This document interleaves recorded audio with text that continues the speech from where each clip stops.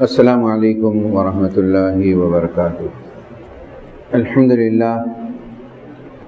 للہ رب العالمین والصلاة والسلام علی رسولہ الامین وآلہ وصحبہ اجمعین، اما بعد فاعوذ باللہ من الشیطان الرجیم،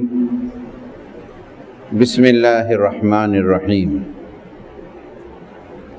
ان للمتقین مفازا حدائق واعنابا وکواعب اترابا وکأسا دہاقا لا يسمعون فيها لغوا ولا كذابا جزاء من ربك عطاء حسابا۔ صدق اللہ العلی العظیم۔ برادران اسلام، محترم بزرگوں، دوستوں اور عزیز طلباء، ساری تعریفیں خدائے واحد کے لیے ہیں جو ایک ہی پوری کائنات کو چلا رہا ہے، وہی رازق ہے، وہی موت و حیات کے فیصلے کرنے والا ہے۔ درود و سلام ہو نبی کریم صلی اللہ علیہ وسلم پر، آپ کی تعلیمات نے دنیا اور آخرت کی نجات کی ضمانت دی۔ حضرات، جب آپ قرآن مجید پڑھتے ہوں گے اور جب تلاوت کرتے ہیں، قرآن مجید جو ہے بہت سارے مثالیں دے کر سمجھاتا ہے۔ سورہ نبا 30ویں پارے کا پہلا سورہ ہے اور یہ مکی سورہ ہے۔ مکی سوروں کے اندر توحید، رسالت، آخرت کا تصور، یہ 3 مضامین کو مدلل انداز میں سمجھایا گیا ہے۔ قرآن مجید جب آپ پڑھتے ہیں، نیکی، بدی، روشنی، تاریکی، گمراہی اور جو ہدایت، جہنم، جنت، اللہ والے، شیطان والے، یہ پورے مثالیں مختلف انداز میں ہر سورہ کے اندر آپ کو ملیں گی۔ زمین کا تذکرہ، آسمان کا تذکرہ، یہ تمام چیزیں۔ اسی طریقے سے سورہ نبا کے معنی ایک بڑی خبر، قیامت کے تعلق سے بات آئی۔ اس سورہ کی چند آیتیں، آیت نمبر 31 سے 36 تک میں نے تلاوت کی، اور اس کے اوپر کی آیتیں اگر لے لیے جائے، اس میں جہنم، دوزخیاں، ان کے حالات و احوال کا تذکرہ آیا، پھر اس کے بعد جو ہے جنتیوں کا تذکرہ آیا۔ میں نے دوسرے حصے کو لیا ہے کہ جنتیوں کے تذکرے کیے گئے ہیں، متقیوں کے تذکرے کیے گئے ہیں، اور اللہ تعالیٰ سب کو جو ہے متقی بنانا چاہتا ہے، پرہیزگار بنانا چاہتا ہے، اور یہ بھی بتانا چاہتا ہے کہ دیکھو یہ جو دنیا ہے، یہاں کی جو زندگی ہے، یہ بالکل عارضی ہے، ایک نہ ایک دن ختم ہو جانے والی، کوئی یہاں بچنے والا نہیں ہے سوائے اللہ کی ذات، ہر چیز فنا ہونے والی، آگے پیچھے کوئی جاتا ہے۔ سورہ تبارک الذی کے اندر اللہ تعالیٰ نے کہا خلق الموت والحیات، حالانکہ حیات پہلے ہے، بعد میں موت ہے، لیکن یہاں پہلے ذکر آیا خلق الموت والحیات، ہم نے موت کو پیدا کیا، بعد حیات کو پیدا کیا، تو اصلی زندگی یہ جو موت ہے یہ ہے، اصلی زندگی اس کے بعد کی ہے حیات، مرنے کے بعد کی زندگی۔ ہم نے کیوں پیدا کیا؟ لِيَبْلُوَكُمْ أَيُّكُمْ أَحْسَنُ عَمَلًا، اس پیریڈ کے اندر ہم دیکھنا چاہتے ہیں از روئے عمل کے تم کتنے اچھے انسان ہو، یہی امتحان ہے، یہی امتحان گاہ۔ پھر اس امتحان میں کامیاب ہونے کے بعد اللہ کے پاس جائیں گے. جو نعمتیں ملنے والی ہیں وہ دنیا میں ہم ادراک نہیں کر سکتے, ہم سمجھ بھی نہیں سکتے. ایک بڑی نعمت دنیا کی مل گئی تو بہت مل گئی سمجھتے ہیں, لیکن وہاں کی نعمتوں کا یہاں تقابل کمپیریزن کر ہی نہیں سکتے. اب جو آیتیں میں نے تلاوت کی ہیں اس میں پہلی چیز, اللہ سے ڈرنے والے جو متقی و پرہیزگار ہوتے ہیں ان کا اللہ تعالیٰ کیا بدلہ دیتا ہے ان کا. پھر دوسری بار, دنیا میں تم جو نیکی کرتے ہو, جو اچھائی کرتے ہو, ہر چھوٹی نیکی کا بھی اللہ تعالیٰ بدلہ دیتا ہے. چھوٹی چھوٹی چیز ہم چھوٹی سمجھتے ہیں لیکن بعد اللہ کے پاس بڑے ہو جاتے ہیں. معمولی چیز سمجھتے ہیں اللہ کے پاس بڑا مرتبہ. صدقہ خیرات, ایک کھجور دیتے ہیں ہم, خلوص نیت سے دیتے ہیں, اللہ سے ڈر کے دیتے ہیں, اللہ کے پاس بہت بڑی چیز ہو جاتی ہے. تو متقیوں کا بدلہ. دوسری چیز, ہر نیکی تم سمیٹو, نیکی کا بدلہ دیا جا رہا ہے. پھر تیسری چیز, مخالفتوں کے کرتوت پر تم صبر کرو. تم مخالفتیں ہر دور میں ہوں گی, ہر وقت ہوتی رہیں گی اور زیادہ بھی ہوتی رہیں گی. اس پر تم گھبراؤ مت. یہ تو آزمائشیں ہیں, چلتی رہیں گی. شروع سے چلی ہے, ابھی تک نہیں, ابھی تک چلی نہیں, شروع سے ہوئی. آزمائشیں سخت بھی ہوتے ہیں, مختلف ہوتے ہیں, ڈرایا جاتا ہے, دھمکایا جاتا ہے, خوف دلایا جاتا ہے, سب چیزیں ہو سکتی ہیں. لیکن یاد رکھو کہ ان کرنے والوں کو کیا اللہ تعالیٰ چھوڑ دے رہا ہے؟ نہیں, اللہ تعالیٰ پکڑ رہا ہے ان کو. ایک جگہ تو قرآن کہتا ہے کہ ہم آہستہ سے اسے عذاب میں گھیرے میں لے رہے, پکڑنے بچ نہیں پائیں گے. پھر چوتھی چیز ان جو آیتوں میں ہے, ایک اچھی سوسائٹی کسی کو نصیب ہوتی ہے اور وہی جنت میں اس کو نصیب ہوتی ہے تو بڑا خوش نصیب انسان. ہم اس دنیا میں رہتے ہیں, سوسائٹی اور سماج میں رہتے ہیں, ایک اچھی سوسائٹی کا انتخاب ہونی چاہیے ہمارے. اللہ کا ڈر ہو, خوف ہو, ایمان پہ ہو, یہی سوسائٹی پہ ہم زندگی گزارتے ہیں, یہی ساتھی ہم کو قیامت کے دن نصیب ہوں گے.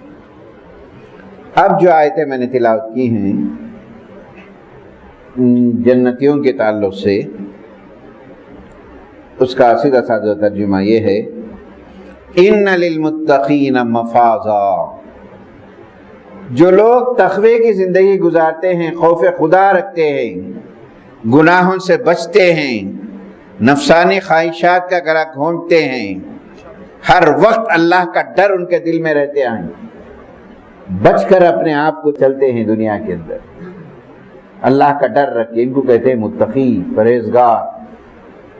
ان للمتقین مفازا, ان کے لیے کامیابیاں ہی کامیابیاں رہیں گی.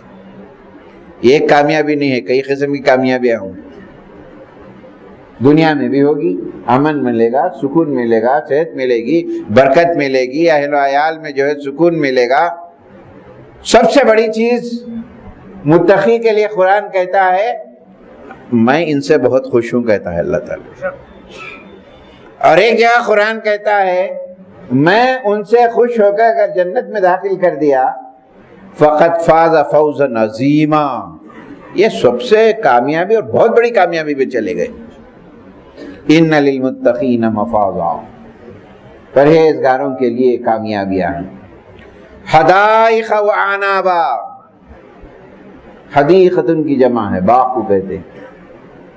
اور باغ میں بھی ایک ایسا باغ جس کے طرف چاروں طرف پھول بھی ہو اور اس کی باؤنڈری میں جو ہے کھجور کے درخت ہوں اور پھر اس کے اطراف میں جو ہے انگور کے بیلوں کی جو ہے جھڑی لگی ہوئی ہو, ایسے باغات میں انہیں رکھا جائے. وحدائق وعنابا, باغ ہوں گے اور انگور کے ہوں گے. اور ان باغ کی خوبصورتی کئی حساب سے, کھجور کے درخت لمبے چوڑے لگے ہوئے ہوں گے. پرہیزگاروں کے لیے کامیابیاں ہوں گی اور جنت میں جائیں گے، باغات میں ہوں گے. وَكَوَاعِبَ أَتْرَابًا، ان کو حوریں دی جائے گی. پھر اس کے بعد وَكَأْسًا دِهَاقًا، جھلکتے ہوئے جام. یہ قیمتی لسی پی رہے یا قیمتی شربت پی رہے، بہت قیمتی ہے. آپ کو ڈر ہوتا کہ کہیں ختم ہو جائیں گے تو پھر پیسے دینا پڑے گا، مہنگا ہے، بہت بچا کے پیتے. لیکن جنت میں جنتیوں کو جو دی جائے گا وہ جھلکتے ہوئے گرتے ہوں گے نیچے، اور کسی قسم کا خوف نہیں ہوگا کہ یہ کم ہوں گا، بلکہ نہیں، بے انتہا ہر نعمت. ابھی کوئی نعمت ہم چھپا کے رکھتے ہیں، بہت مہنگا ہو گیا، ابھی چھپا کے رکھو، فریج میں سے نکال لو، تھوڑا تھوڑا کھاؤ. لیکن جنت کی جو نعمتیں ہوں گی وہ لازوال ہوں گی، جھلکتے، بے فکری ہیں گے. وَكَأْسًا دِهَاقًا لَا يَسْمَعُونَ فِيهَا لَغْوًا وَلَا كِذَّابًا. شراب، اکثر شراب بولنے کے ساتھ ہمارا ذہن کوئی اور طرف چلے جاتا ہے. شراب اصل میں پینے کی چیز کو کہتے ہیں، سمجھے آپ؟ پیتے نا جو چیز اس کو شراب کہتے ہیں. ہمارے پاس لفظ ایسا ذہن میں بیٹھا شراب بولنے کے ساتھ دوسری پینے کی چیزیں ہوں گی، لیکن دنیا کی جو چیزیں پئیں گی وہ زیادہ پئیں گے تو نقصان بھی ہوگا. بہت گرم پیے تو بھی نقصان ہوگا، بہت ٹھنڈی پیے تو بھی نقصان ہوگا. لیکن جنت کی جو نعمتیں جو پینے دی جائیں گی وہ سکون کی رہیں گی، نہ اس میں کوئی لغویات رہیں گی، کوئی بہکاوا ہوگا، نہ کوئی سستی آئے گی، نہ کوئی چیز مست ہو جائیں گی، ویسی نہیں ہوں گی. وَكَأْسًا دِهَاقًا. پھر اسی کی تشریح کرتا قرآن، لا يسمعون فيها لغوا ولا كذابا. دنیا کے اندر لغو، بےہودہ بات، گندی بات. واٹس ایپوں کے اندر کیا ہوتا ہے؟ لذت حاصل کرنے کے لیے گندی گندی چیزیں دیکھتے ہیں. یہ واٹس ایپ تو تباہی کی طرف چلے گیا. کوئی چھوٹے ہمارے بچے بھی محفوظ نہیں ہیں. اور ایسی چیزیں جو کسی عمر کے بعد جاننے کی ہمیں چھوٹے چھوٹے بچوں کو معلوم. پورا نہیں بولیے آپ، سمجھے کتنی بے حیائیت. اب یعنی اس برائی کو روکنا بے قابو پن ہو گیا. حضور نے ایک حدیث میں قیامت کے قریب ترین علامتوں سے میں ایک علامت یہ بھی بتائی گئی ہے، اتنی برائیاں ہو جائیں گی کہ ایک سمجھدار عقل رکھنے والا، خوف خدا رکھنے والا حیران ہو جائے گا. یہ کیا حال ہوگا کہ ہمارے قابو سے باہر ہو چکے. کسی بچے کو موبائل فون لے لیجیے آپ، برداشت نہیں کرتا، ماں کو برداشت نہیں کرتا، باپ کو برداشت نہیں کر سکتا. اس کے جو نقصانات ہیں میرے سے زیادہ میگزینز سے چیزیں پڑھتے ہیں آپ. سمجھ میں آ رہی بات؟ لا يسمعون فيها لغوا كذابا. اور جھوٹ برائیوں کی جڑ، جس کو ہم بہت آسان سمجھتے ہیں. جھوٹ، آدمی گناہ کرتا ہے تو گناہ کی سزائیں الگ الگ ہوتی ہیں. یہ گناہ ایسا ہے جو اللہ کے پھٹکار، اللہ تعالیٰ ریجیکٹ کر دیتا ہے، اس کو لعنت بھیجتا ہے. وہ کون سا گناہ ہے؟ جھوٹ کے اوپر. لعنت اللہ علی الکاذبین. ایک حدیث میں نبی کریم صلی اللہ علیہ وسلم نے فرمایا، ایک مسلمان ہے، اس کے پاس ہمیشہ رحمت کا فرشتہ ہوتا ہے. وہی فرشتہ ہے جو ہم کو بچاتا بھی ہے اللہ کی طرف سے. چلتے تھے، پھسل گئے، بچ گئے ہم. ٹھوکر لگ گئی، بچ گئے ہم. کتنے حادثات سے گزرتے، بچ گئے ہم. محافظات کہتے ہیں اس کو، یہ اللہ کی طرف سے ہے. لیکن یہ فرشتہ اس سے دور ہو جاتا ہے کئی سو میل. حدیث میں آتا ہے جھوٹ بولنے کی وجہ سے اس کی زبان سے ایک قسم کی بدبو آتی ہے، اس بدبو سے فرشتہ دور ہو جاتا ہے. لعنت اللہ علی الکاذبین. یہ رہے متقیوں کے اوصاف، جنتیوں کے اوصاف۔ اب اس جنت میں جانے کے لیے آسان طریقے بتائے گئے۔ ایک حدیث ہے، حضرت ابو ہریرہ اس کے راوی ہیں، آپ فرماتے ہیں نبی کریم صلی اللہ علیہ وسلم نے فرمایا امرنی ربی بتسع، حضور فرماتے ہیں میرے رب نے مجھے 9 باتوں کا حکم دیا، ان باتوں پہ عمل کر لیں گے یقیناً ہم دنیا میں کامیاب ہوں گے، آخرت میں بھی کامیاب۔ سیدھی سادی باتیں ہیں، بہت معمولی باتیں ہیں، لیکن عملی میدان میں اس پر چلنا ہر ایک کے لیے بس کی بات نہیں۔ حضور فرماتے ہیں امرنی ربی بتسع، میرے رب نے مجھے 9 باتوں کا حکم دیا ہے۔ نمبر 1، خشیت اللہ فی السر والعلانیہ، اللہ کا ڈر رکھو ظاہر میں بھی باطن میں بھی۔ لوگ کیا کہیں گے، اللہ کا ڈر رہے، تنہائی میں ہے، برائی کرنے کا موقع ہے، برائی کر سکتے ہیں، وہاں اللہ کا ڈر رکھو، کیونکہ اللہ ہے دیکھ رہا ہے، کیونکہ آپ وعدہ کریں گے، پڑھ رہی لا تاخذہ سنۃ ولا نوم، اللہ کو نہ نیند آتی ہے نہ اونگ آتی ہے، وہ ہر وقت دیکھتا رہتا ہے۔ یہ خوف رکھو تم، یہ خوف اگر پیدا کریں گے بہت سے گناہوں سے بچ جائیں گے۔ یہاں کوئی نہیں دیکھ رہا ہے، اس کو چھیڑ لیے، اس کو چھیڑ لیے، اس کا مذاق کر لیے، یہاں کوئی دیکھ رہا ہے میں آزاد ہوں، یہ مت سمجھو۔ جس جگہ پہ گناہ ہوتا ہے اس جگہ بھی ہمارے خلاف گواہی دے سکتی ہے، وہاں کا درخت ہمارے خلاف گواہی دے، وہاں کا پتھر ہمارے خلاف گواہی دے سکتا ہے۔ یہ خوف پیدا کرو گا۔ دوسری چیز کلمۃ العدل فی الغضب والرضا، غصے میں آ گئے کچھ بھی بول دیے، بہت خوش ہو گئے تب بھی کچھ بول دیے، غصے میں بھی ہو خوشی میں بھی ہو، انصاف کی بات کرو، سچی بات کرو، کسی کے حق تلفی کی بات مت کرو، کسی کے نوکری کے چلے جانے کی بات مت کرو، اور کسی کے نقصان کی بات مت کرو۔ آپ بہت خوش ہیں، کسی کو نواز دے رہے ہیں، سوچئے۔ غصے میں ہیں، غصہ تو یہ ہے کہ جنگیں ہو جاتی ہیں، گھراں برباد ہو جاتے ہیں، گھر بکھر جاتا ہے، یہ دونوں حالتوں میں قابو میں رکھو۔ تیسری چیز والخسد فی الفقر والغنا، اللہ آج نہیں دیا ہے مایوس مت ہو تم، اللہ نے نہیں دیا ہے، دیں گا قیامت کے دن، نہیں دیا ہے تو بھی مایوس مت ہو۔ اگر دیا بھی ہے تو یہ مت سمجھو کہ ہم اللہ کے بڑے نالے ہیں۔ کفار مکہ حضور سے یہی کہتے تھے کہ تمہاری کیا حالت ہے، تمہارے لوگوں کی کیا حالت ہے، تم اللہ کو مانتے ہو، بڑے طاقتور مانتے ہو، کھانے کو کھانا نہیں، ہم دیکھو کیسے ہیں، ہم اللہ کے حبال اللہ، اللہ کے چہیتے ہیں ہم، اس واسطے تو نوازا رہا اللہ تعالیٰ۔ وہ عقیدہ توڑا گیا۔ اللہ دیا ہے تو بھی آزمائش ہے، نہیں دیا تو بھی آزمائش ہے، دونوں حالتوں میں اپنے آپ کو قابو رکھو، غنا میں بھی فقری میں بھی۔ چوتھی چیز یہ بڑی اہم ہے صاحب، وَأَنْ أَصِلُوا مَنْ خَطَعَنِي، جو آدمی مجھ سے دور ہوتا ہے، جو کٹتا ہے، تعلقات توڑتا ہے، اس کے ساتھ جوڑو تم، اور جوڑو کس وجہ سے؟ اللہ کی رضا کے لیے، اپنی نجات کے لیے۔ دل میں برائی مت کرو، سلام کرو تم، انہوں نہیں کر رہے میں نہیں کرتا ہوں، انہوں آئے نہیں میں نہیں جاتا ہوں، انہوں میرے ساتھ ایسا، وہ مت کرو تم۔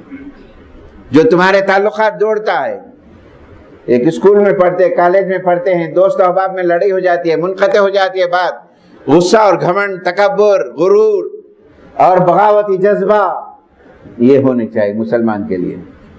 ٹھیک ہے انہیں کیا ہے، اسے دوستی کرو، آپ موقع محل پہ بات کرو، تم آگے بڑھو تم۔ اب لوگ بولتے ہیں کہ کیا ہم اتنے حقیر ہو گئے کہ آگے بڑھنے؟ نہیں، آپ حقیر نہیں ہیں، آگے بڑھ کر دوستی کرتے ہیں، اللہ کے پاس آپ کا بڑا مرتبہ ہے۔ جو آپ سے کٹتا ہے، خاص کر رشتے ناتوں میں یہ چیزیں بہت ہوتی ہیں، رشتے بھائیوں میں، بہنوں میں، ہو سکتا ہے کوئی غلطی کرتا ہو، نہیں بول کے نہیں ہے، لیکن آپ کا رویہ، آپ مومن ہیں اور جنت میں جانا ہے تو چیزیں آپ کرنا پڑے گا۔ پانچویں چیز وَآتِي مَنْ حَرَمَنِي، کوئی آدمی مجھے نہیں دیتا ہے اسے دینے کی کوشش کرو. انہوں رہتے ہوئے مجھے نہیں دیے, میں کہیں کو دی. ہم کھلا رہے ہیں, کھانا کھلا رہے, سب کھلا رہے, ہم اتنے بار کھلاتے, ایک بار انہوں نے نہیں کھلاتے, ہم کہیں کو کھلانا. ہم نہیں بولے تو گھر میں بول دیتے عورتیں, کہاں کا لگا کیا ایک بار میں نہیں کھلاتے ہو. نہیں, تمہارا کام کرتے رہو. کسی نیکی کے کام کو رکنا یا رکنے کی کوشش کرنا یہ بدبختی کی علامت ہے. یاد رکھو, بدبختی کی علامت. آپ کا اللہ نے دیا, آپ کو کھلاؤ. جہاں بھی آپ حدیثیں پڑھیں گے کھانا کھلاؤ کا, وہاں کھانا کھلاؤ کا فقیر کا کہیں بھی جو ہے کنڈیشن نہیں رکھا گیا, کہیں بھی کنڈیشن نہیں رکھا. مدینے میں جانے کے بعد نبی صلی اللہ علیہ وسلم نے سب سے پہلے 3 اسٹیبلیشن کیا کام. افشو السلام, جانے پہچانے ہر ایک کو سلام کرو تم. وَأَطِعِمُوا الطَّعَامَ, ہر ایک کو کھانا کھلاؤ تم. انہیں پیسے والا ہے, انہیں اچھا ہے, کھاتا ہے, کہیں کو کھلانا نہیں, آپ کو کھانا کھلاؤ. کیوں؟ کھانا کھلانے سے آپ کے گھر کے اندر برکتیں آتی ہیں. اور ہم نہیں کھلاتے, یاد رکھیے آپ, ہم نہیں کھلاتے. وَيُطْعِمُونَ الطَّعَامَ عَلَىٰ حُبِّهِ مِسْكِينًا وَيَتِيمًا, اللہ کی رضا کے لیے ہم کھلاتے. اللہ نے ہم کو اس لائق بنایا. کوئی آدمی ہمیں محروم کرتا ہے تو اسے دینے کو رکو, ہاتھ مت رکو. اور چھٹی چیز, وَاعْفُوا عَمَّن ظَلَمَنِي, میرے ساتھ کوئی آدمی زیادتی کیا ہے, گالی دیا ہے, گستاخی کیا ہے, گرینوار میں پکڑ لیا ہے, یاد رکھو کہ دل میں مت رکھو, معاف کر دو اس کو. معاف کرنا یہ بہت بڑی علامت, انبیاء کی علامت. معاف کرو, اللہ تعالیٰ معاف کرے گا.